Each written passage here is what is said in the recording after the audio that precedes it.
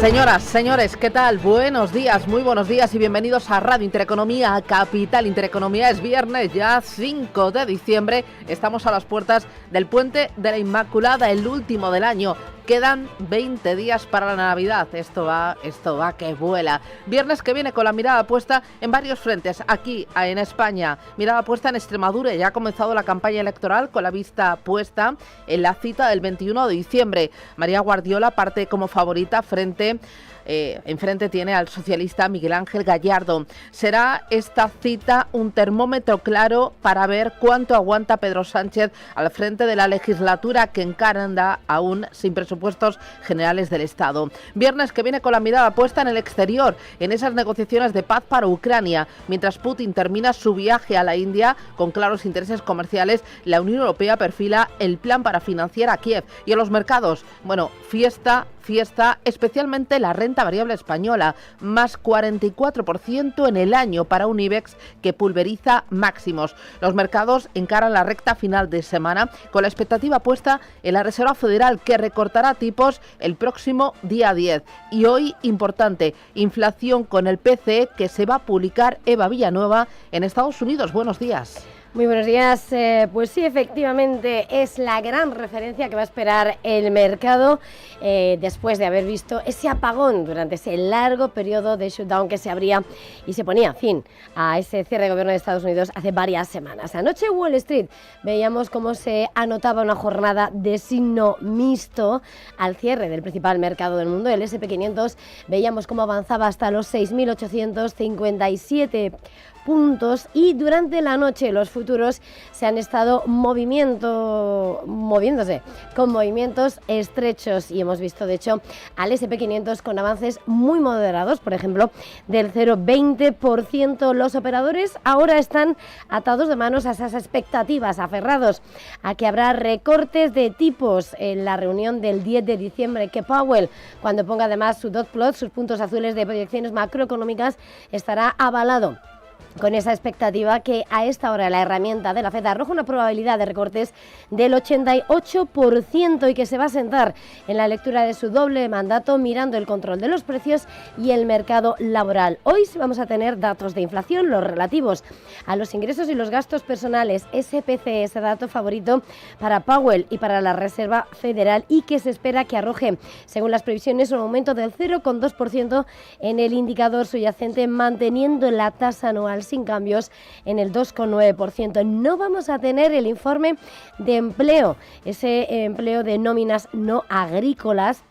Y lo que sí está cotizando en cuanto al mercado laboral son esos datos de subsidio de desempleo que se desplomaban la semana pasada, lo que ha señalado que va a ser precisamente uno de esos datos que va a marcar la lectura de la Reserva Federal la próxima semana. Como decimos, hoy el calor de lo que ha hecho Wall Street, estamos viendo cómo en Asia predominan las ventas y en concreto en el índice Nikkei Tokio, que se encamina a cerrar una semana prácticamente sin cambios en medio de los vaivenes, hoy con fuertes retrocesos, pero se mantiene por encima de los 50.400 puntos, con las miradas puestas en este caso en que el Banco de Japón sí subirá tipos el 18 de diciembre. Y hoy en India lo que ha hecho el Banco Central ha sido cumplir con lo esperado y ha marcado ese índice Nikkei, ese movimiento estable de esta mañana. Con todo esto,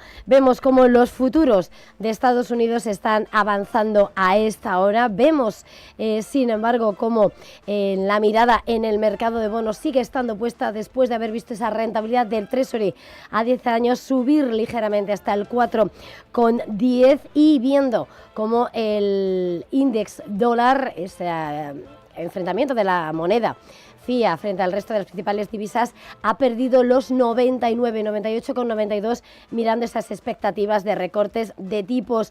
El oro esta mañana avanza a $4.220 y por supuesto Europa, que se prepara con subidas de 0,17% en el DAX. En cuanto al IBEX 35, lo contabas, hoy va a partir desde máximos históricos. Ayer superaba los 16.700 puntos, el séptimo récord de este año, en un ejercicio donde se ha visto el selectivo impulsado por esa banca, por cierto, una banca que se ha visto avalada por el informe de la EBA, de la Autoridad Bancaria Europea, en el que eso sí luce por rentabilidad, pero se queda en la cola en capital. El IBEX enfila su segundo año más alcista de la historia, hoy va a partir desde los 16.746 puntos y, por cierto, con un CaixaBank que ayer superaba los 10 euros. En cuanto al petróleo, hoy vemos que cede el Brent hasta los $63,22, el West Texas hasta los $59,54, en medio de lo que es una semana de momento de ganancias para el oro negro, mientras la FED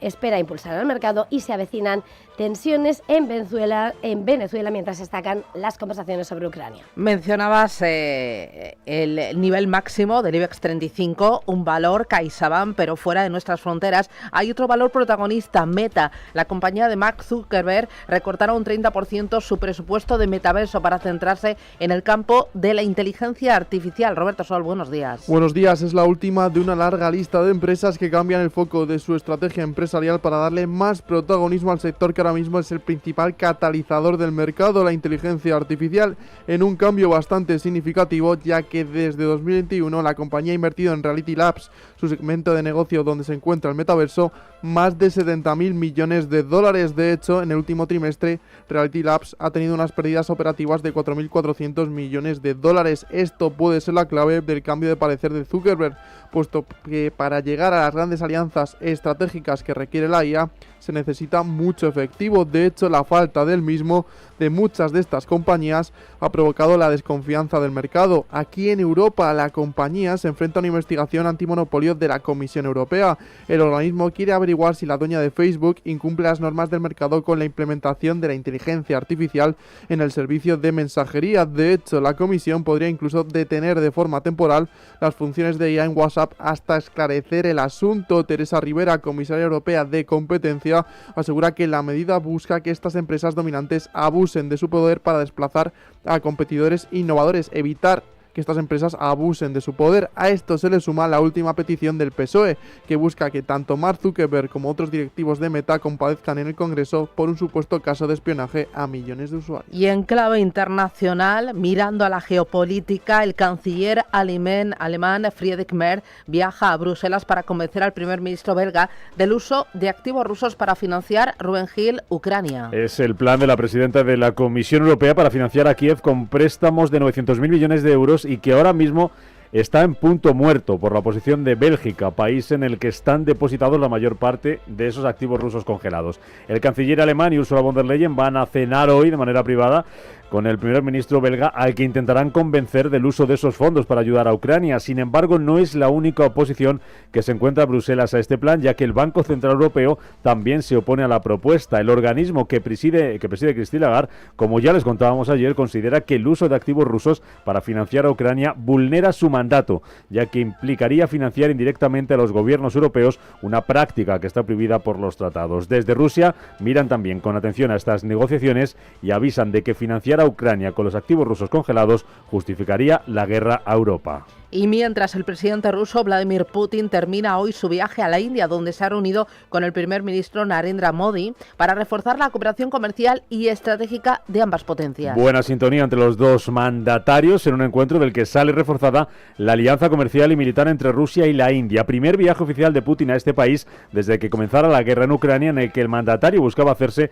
con las armas y la tecnología militar de un aliado clave, así como afianzar el comercio de hidrocarburos en medio de las presiones de Estados Unidos para que la India deje de comprar petróleo ruso. Putin recibe el apoyo de Modi mientras insiste en que se apoderará del Donbass por cualquier medio.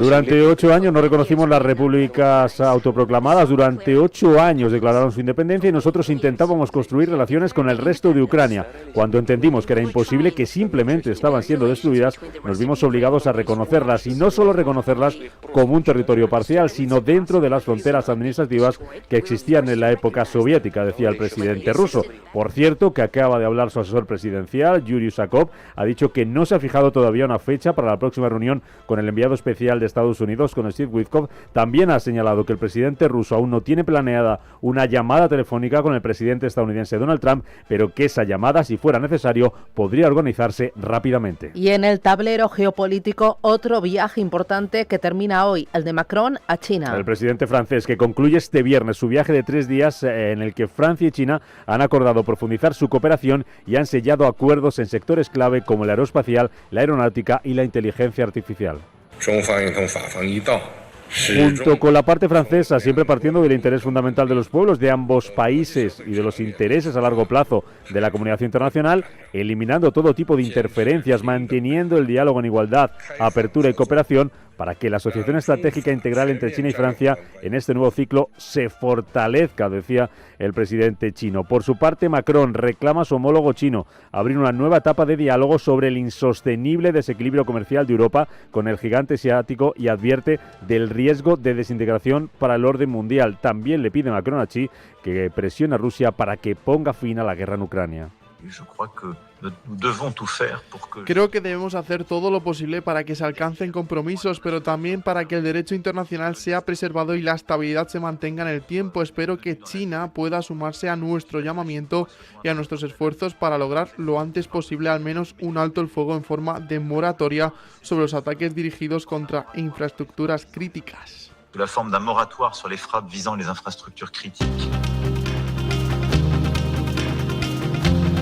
Son las 7:11, 6:11 en Canarias. Esto es Radio Intereconomía y el viernes nos trae más noticias. Francia lleva hoy a la empresa china Shein a los tribunales por vender productos ilícitos. El Tribunal Judicial de París analiza la demanda presentada por el gobierno francés para suspender la actividad de la plataforma china Shein.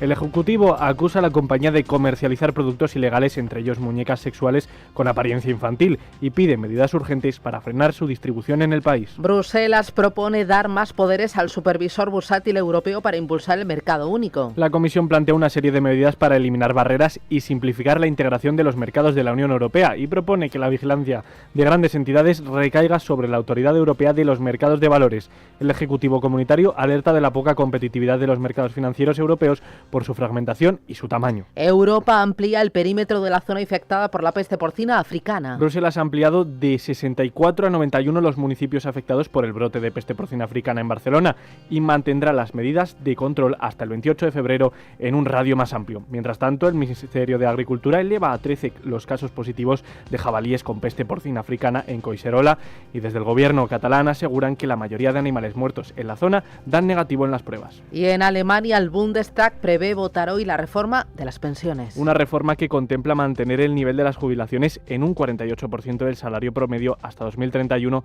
y la creación de una comisión que deberá estudiar la posible introducción de un factor de sostenibilidad y presentar sus resultados hasta finales del segundo trimestre de 2026.